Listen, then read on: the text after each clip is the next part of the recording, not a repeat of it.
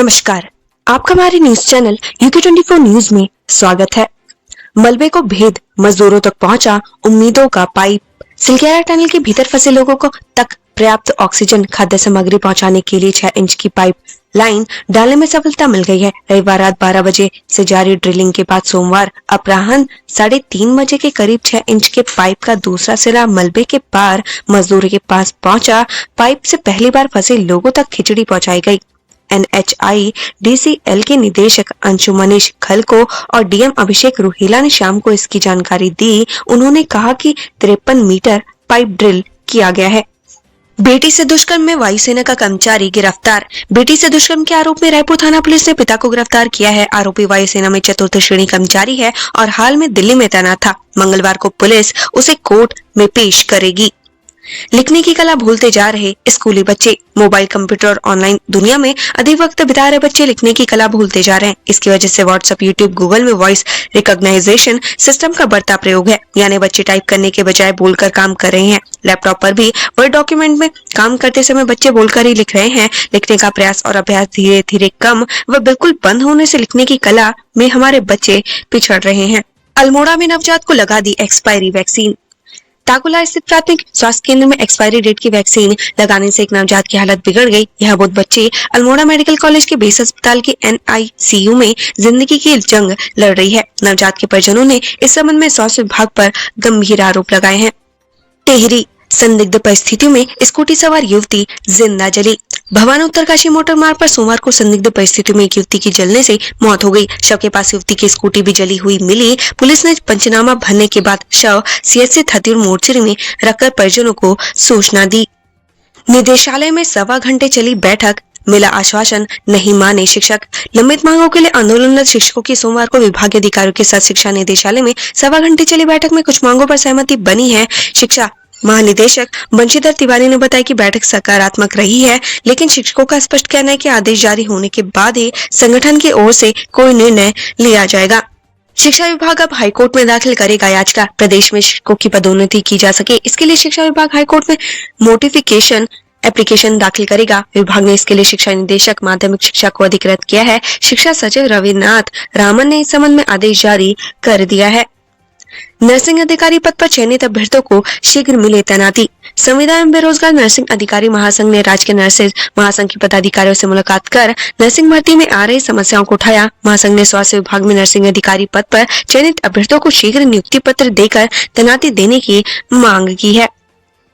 पूर्व सैनिकों की DSC में 9 दिसंबर से भर्ती। कुमाऊं और नागा रेजिमेंट के पूर्व सैनिकों को फिर सेवा का मौका मिलेगा। 9 दिसंबर से उनकी DSC में भर्ती होगी। सिपाही जनरल ड्यूटी और सिपाही क्लर्क SD के पदों के लिए प्रस्तावित भर्ती में मेडिकल कैटेगरी शेप 1 वाले पूर्व सैनिक हिस्सा ले सकेंगे। KRC के भर्ती अधिकारी कार्यालय से जारी विज्ञप्ति के अनुसार सिपाही जनरल ड्यूटी में भर्ती 31 दिसंबर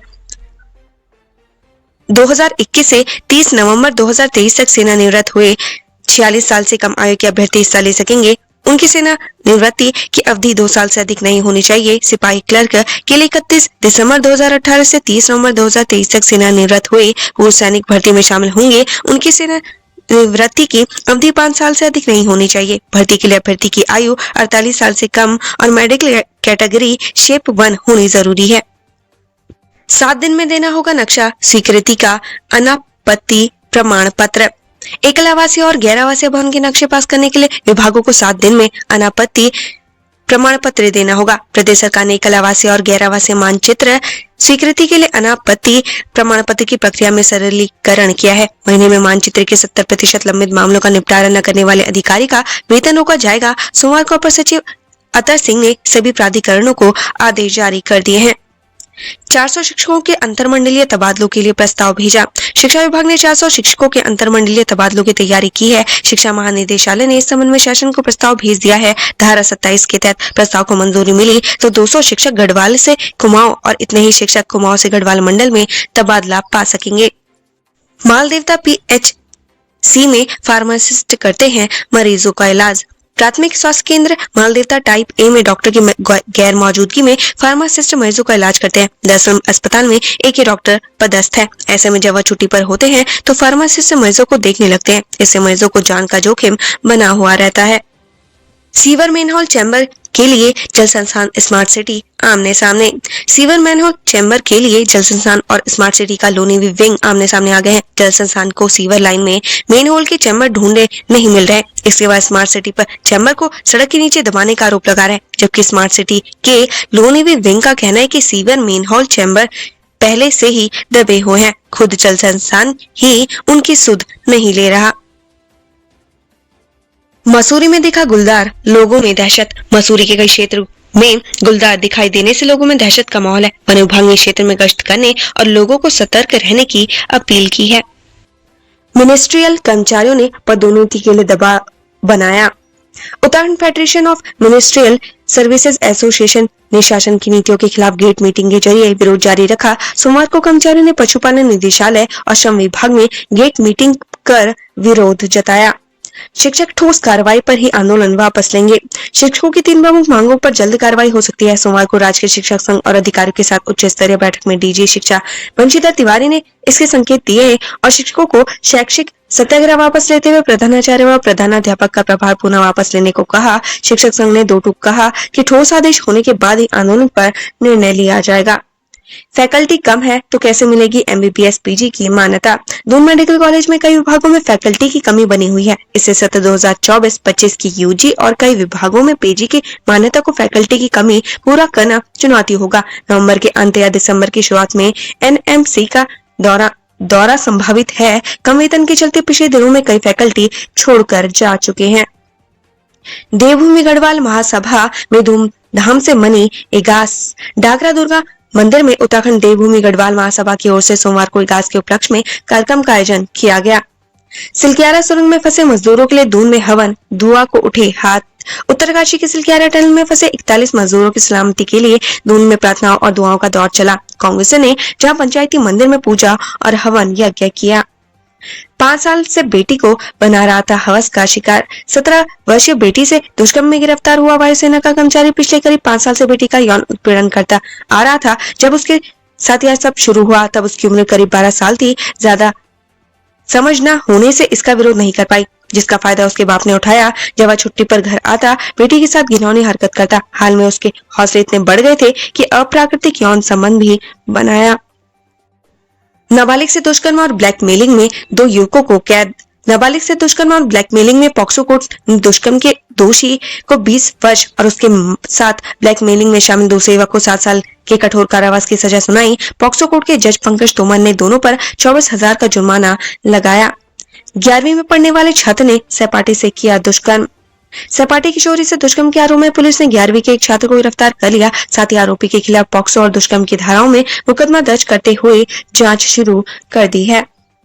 दून के शोरूम में डकैती के मुख्य आरोपी का ममेरा भाई गिरफ्तार।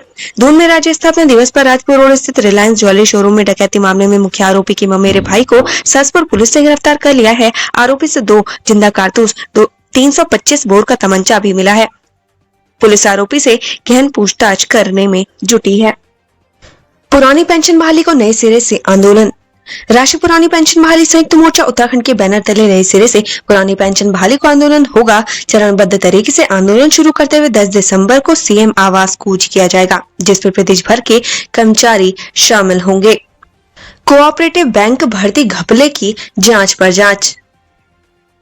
कोऑपरेटिव बैंक भर्ती घपले की अब एक और नई जांच होगी। पुरानी जांच समिति की रिपोर्ट के आधार पर कार्रवाई को जो फाइल शासन पहुंची थी उसे ये कहकर लौटा दिया गया कि एक बार फिर पुरानी जांच समिति की रिपोर्ट का अध्ययन होगा। इसके लिए 3 नए सदस्य जांच समिति बनाई गई है, जो पुरानी रिपोर्ट का अध्ययन कर बताएगी कि भर्ती हुए कर्मचारियों को बर्खास्तगी के नोटिस भेजे जाए या नहीं। हरीश रावत बीमार, अस्पताल में भर्ती। पूर्व सीएम हरीश रावत बीमार है। वे मैक्स अस्पताल में भर्ती हैं। उनके पेट में इन्फेक्शन बताया जा रहा है। खराब स्वास्थ्य के कारण ही उन्हें अस्पताल में भर्ती कराया गया। गुरुकुल कांगड़ी विश्वविद्यालय की सेमेस्टर परीक्षाएं 1 से।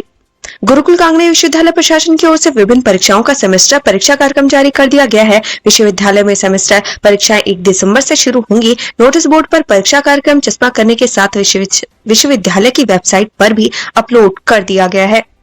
विज्ञान के मॉडलों से दिया प्रगति का संकेत।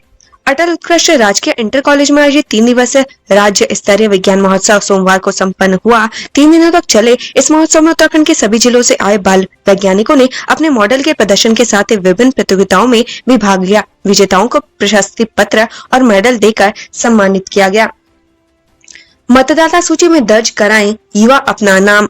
1 जनवरी 2024 तक 18 वर्ष और उससे अधिक आयु वर्ग के युवाओं के नाम 9 दिसंबर तक मतदाता सूची में अनिवार्य रूप से दर्ज कराना प्रशासन के लिए चुनौती बन गया है। निर्वाचन आयोग की ओर से दिए गए लक्ष्य के अनुरूप अब तक युवाओं के नाम मतदाता सूची में शामिल करने में प्रशासन नाकाम रहा है। एसडीएम विकासनगर ने इस मामले में ऐसे युवाओं व महिलाओं से अनुरोध किया है कि अपने नाम मतदाता सूची में शामिल कराने में प्रशासन को सहयोग दें। जर्जर सड़कों पर जान जोखिम में डालकर सफर कर रहे लोग। चक्राता विधानसभा क्षेत्र अंतर्गत सड़कों की हालत बेहद बदतर हो चुकी है। सड़कों पर सफर करने के दौरान लोग अक्सर अपनी जान को लेकर चिंतित रहते हैं। लोग कई बार संबंधित विभाग के अफसरों समेत क्षेत्र के जनप्रतिनिधियों से सड़कों की मरम्मत कराए जाने की मांग कर चुके हैं, लेकिन उनकी समस्या को कोई गंभीरता से नहीं ले रहा। पौड़ी में बसों की भिड़ंत में 22 घायल। सोमवार को सतपुली एकेश्वर मार्ग पर 2 बसों की आमने सामने की टक्कर में कम से कम 22 लोग घायल हो गए। हादसा सुबह करीब 9:15 बजे श्रीकोट खाल के पास हुआ। दुर्घटना की वजह तीव्र मोड़ के साथ ही बस चालकों द्वारा हॉर्न का इस्तेमाल नहीं किया जाना बताया जा रहा है। दोनों बसें हिमगिरी एक्सप्रेस सेवा की बताई जा रही है, जिसमें से एक कोटद्वार से चौबट्टा खाल की ओर तथा दूसरी चौबट्टा खाल से कोटद्वार की ओर जा रही थी। मौके पर सतपुली से पुलिस और एसडीआरएफ ने घायलों को उपचार के लिए हंस फाउंडेशन अस्पताल पहुंचाया। सभी घायलों की हालत खतरे से बाहर बताई जा रही है। थैलीसैंण में चरस के साथ रिटायर फौजी गिरफ्तार। थैलीसैंण पुलिस ने चेकिंग के दौरान एक रिटायर फौजी से चरसवाई करने युवक से गांजा बरामद किया। पुलिस ने दोनों को गिरफ्तार किया है। दोनों के खिलाफ संबंधित धाराओं में मुकदमा दर्ज कर लिया गया है। सीमेंट से भरा ट्रक पलटने से हेल्पर की मौत, 1 घायल। ऋषिकेश बद्रीनाथ राजमार्ग पर 3 धारा में पुलिस चौकी के सामने बेकाबू वलगर ट्रक वहां खड़े टैंकर से टकराकर सड़क पर पलट गया, जिसमें वलगर चालक व हेल्पर गंभीर रूप से घायल हो गया। उन्हें सीएससी बागी में भर्ती करवाया गया, जहां उपचार के दौरान हेल्पर की मौत हो गई। मरीज की मौत पर अस्पताल कर्मी गिरफ्तार। मरीज की मौत के मामले में पुलिस ने पाल क्लिनिक के सहायक को गिरफ्तार कर लिया है। डॉक्टर और उसकी पत्नी की तलाश जारी है। सोमवार को कोर्ट में पेशी के बाद आरोपी सहायक को न्यायिक अभिरक्षा जेल में भेज दिया गया। पुलिस फरार आरोपी की क्लिनिक और घर की कुर्की की तैयारी कर रही है। सिविल लाइंस कोतवाली को आकाशदीप एनक्लेव निवासी रचना त्यागी ने तहरीर देकर बताया था कि 10 अक्टूबर को पति लवेश त्यागी को कमर में दर्द की शिकायत हुई थी। पति को मोहनपुरा स्थित पाल मेडिकल में उपचार के लिए ले जाया गया, जहां डॉक्टर मनोज पाल ने इंजेक्शन लगाने की बात कही थी। इंजेक्शन लगने के बाद पति की तबीयत बिगड़ी और उनकी मौके पर ही मौत हो गई। स्कूल में युवक ने छात्रों पुलिस से की मारपीट।